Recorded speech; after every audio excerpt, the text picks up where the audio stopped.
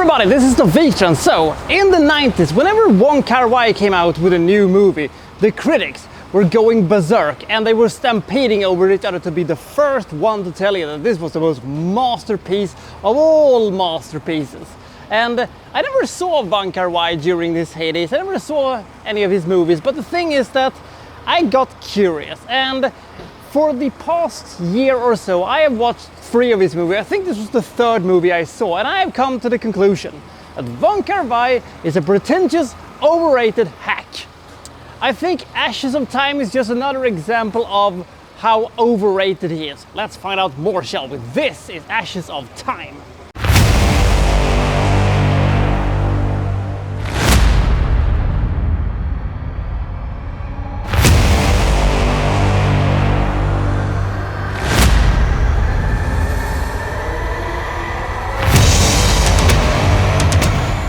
So this sword master and womanizer has retreated to the desert where he's supposed to be retired from being a swordsman, I think, and reflecting upon his life in 5 different segments that I think is supposed to represent the 5 different seasons in the Chinese calendar.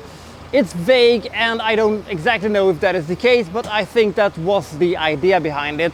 And lots of characters are coming and going, and I think this is also supposed to be broken up chronologically like Pulp Fiction or something like that. All the things that makes the critics rave about it. I found this to be very, very boring and very, very uninteresting. Long, speeches and long dissertations are broken up by badly choreographed fight sequences featuring some of the worst editing I have ever seen in my entire life.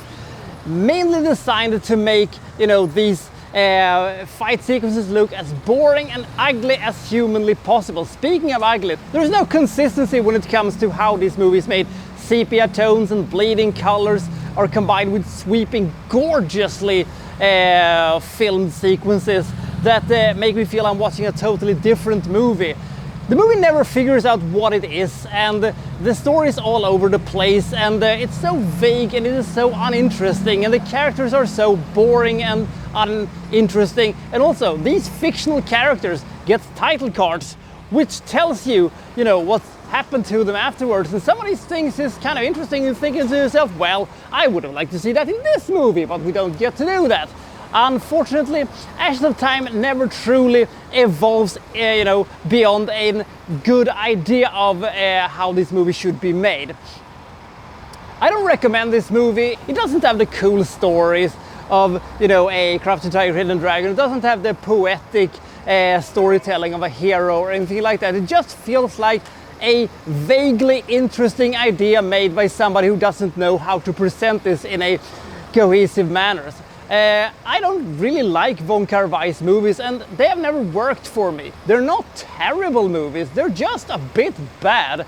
I'm not interested in what's going to happen. The character doesn't, grab me or anything like that. Some of the ideas are fine, and the movie is unique enough to stay with you for a while, but it's just a little bit of, what was this about? I don't know. This was so vague and so uninteresting, and it was not very pleasing for the eyes to watch, so I'm skipping this one. Ashes of Time is by no means a bad movie, but it is just an underwhelming, uninteresting and clumsily made attempt at trying to tackle the classical martial arts tale. I'm giving this movie 31 points. It's not a movie I'm ever going to rewatch again, and I don't think I'm gonna watch too many more of the Wong Kar-wai movies, because so far they haven't produced anything I have really been into. So have you seen Ashes of Time? You think I'm unfair to it to give it such a low rating, or have I just misunderstood the whole thing? I don't know. Comment below and I'll see you next time from, well, so-and-so reviewing, well, such and such. Thank you for watching. Thank you very much.